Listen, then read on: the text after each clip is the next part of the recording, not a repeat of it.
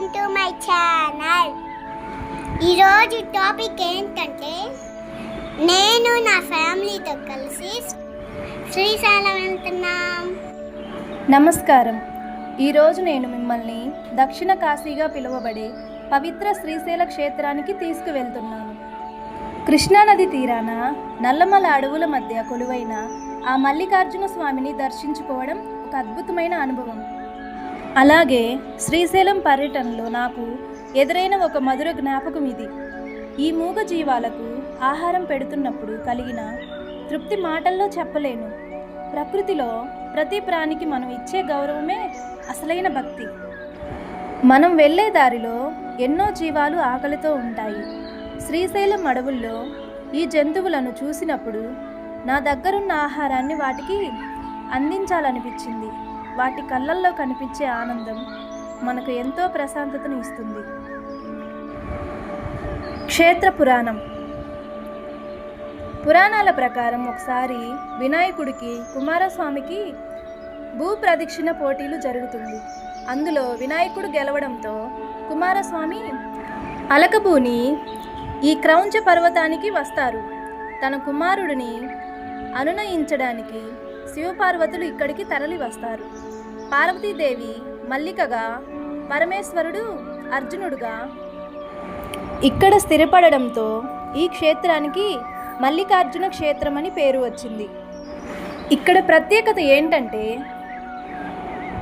ఇది 12 జ్యోతిర్లింగాలలో ఒకటి మాత్రమే కాదు, అష్టాదశ శక్తి పీఠాలలో ఒకటైన బ్రహ్మరాంబాదేవి కొలువైన దివ్యక్షేత్రం.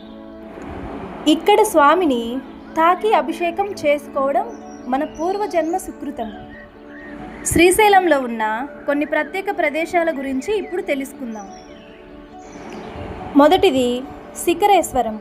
ఇది శ్రీశైలంలోని ఎత్తైన ప్రాంతం. ఇక్కడి నుండి నంది కొమ్మల ద్వారా మల్లికార్జున ఆలయ శిఖరాన్ని చూస్తే పునర్జన్మ ఉండదని భక్తుల నమ్మకం. మరియు పాతాళగంగ. కృష్ణానది ఇక్కడ పాతాళగంగగా పిలువబడుతుంది. భక్తులు ఇక్కడ పవిత్ర స్నానాలు ఆచరిస్తారు. రోప్వే ద్వారా వెళ్తుంటే కనిపించే నల్లమల అడవుల దృశ్యం అద్భుతంగా ఉంటుంది. మరియు సాక్షి గణపతి. శ్రీశైలం వెళ్ళే ప్రతి భక్తుడు ఈ స్వామిని దర్శించుకోవాలి. శ్రీశైలం వచ్చిన భక్తుల వివరాలను ఈ గణపతి లెక్క రాసుకుంటాడని, అందుకే ఈయన్ని సాక్షి గణపతి అని అంటారని పురాణాలు చెబుతున్నాయి. మరియు పాలధార పంచదార. ఆది శంకరాచార్యులు ఇక్కడ తపస్సు చేశారని, ఇక్కడే ఆయన శివానంద లహరిని రచించారని చెబుతున్నారు. ఈ నీటి దారలు ఎక్కడి నుండి వస్తాయో ఎవరికీ తెలియదు. అలాగే హతకేశ్వరం. శివుడు ఇక్కడ బంగారు లింగ రూపంలో వెలిశాడని ప్రతీతి. ఇక్కడి ప్రకృతి ప్రశాంతతకు మారుపేరు. మల్లికార్జున స్వామి దర్శనం.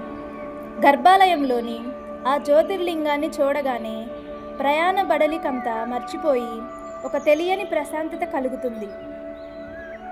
మరియు బ్రహ్మరాంబికా దేవి దర్శనం. మల్లికార్జున స్వామి దర్శనం తర్వాత అష్టాదశ శక్తి పీఠాలలో ఒకటైన బ్రహ్మరాంబికా దేవి అమ్మవారిని దర్శించుకొని శ్రీశైలంలోని కృష్ణదేవరాయ చారిటబుల్ ట్రస్ట్ గురించి మనం తెలుసుకుందాం. శ్రీశైలంలోని శ్రీకృష్ణదేవరాయ చారిటబుల్ ట్రస్ట్ కేవలం ఒక సంస్థ మాత్రమే కాదు, అది వేలాది మంది భక్తులకు ఆకలి తీర్చే అమ్మ వంటిది. ఆ ట్రస్ట్ గురించి ఒక హృదయమైన స్టోరీ తెలుసుకుందాం. చాలా కాలం క్రితం శ్రీశైలం మల్లికార్జున స్వామి దర్శనం కోసం వచ్చే భక్తులకు సరైన వసతి, భోజనం దొరక్క ఎన్నో ఇబ్బందులు పడేవారు. ముఖ్యంగా దూర ప్రాంతాల నుండి వచ్చే పేద భక్తులకు కష్టాలను చూసి చలించిపోయిన కొందరు దాతలు అతిథి దేవోభవ అనే సంకల్పంతో ఈ ట్రస్టును స్థాపించారు. విజయనగర సామ్రాజ్య చక్రవర్తి శ్రీకృష్ణదేవరాయలు స్వయంగా శ్రీశైల క్షేత్రానికి ఎన్నో సేవలు చేశారు. ఆయన పేరు మీద ఏర్పడిన ఈ ట్రస్ట్ నేడు అదే గొప్ప వారసత్వాన్ని కొనసాగిస్తుంది. అక్కడ వడ్డించే ప్రతి ముద్ద బ్రహ్మప్రసాదంగా భావిస్తారు వచ్చిన భక్తులు. వసతి సౌకర్యాలు. అలసి వచ్చిన భక్తులకు లభించే ప్రశాంతతమైన ఆశ్రమం.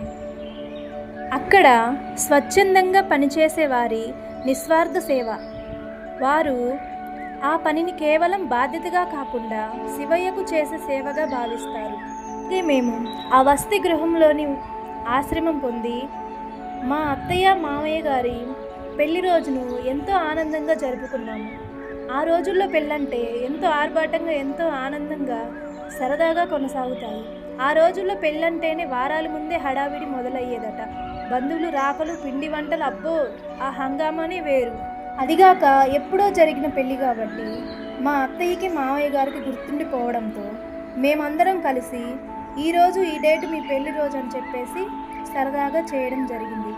చాలా సరదాగా, సంతోషంగా మా మామయ్య గారు, అత్తయ్య గారు చాలా ఆనందంగా ఉన్నారు. ఈ దివ్యానుభూతిని మీరు కూడా పొందాలనుకుంటున్నారా?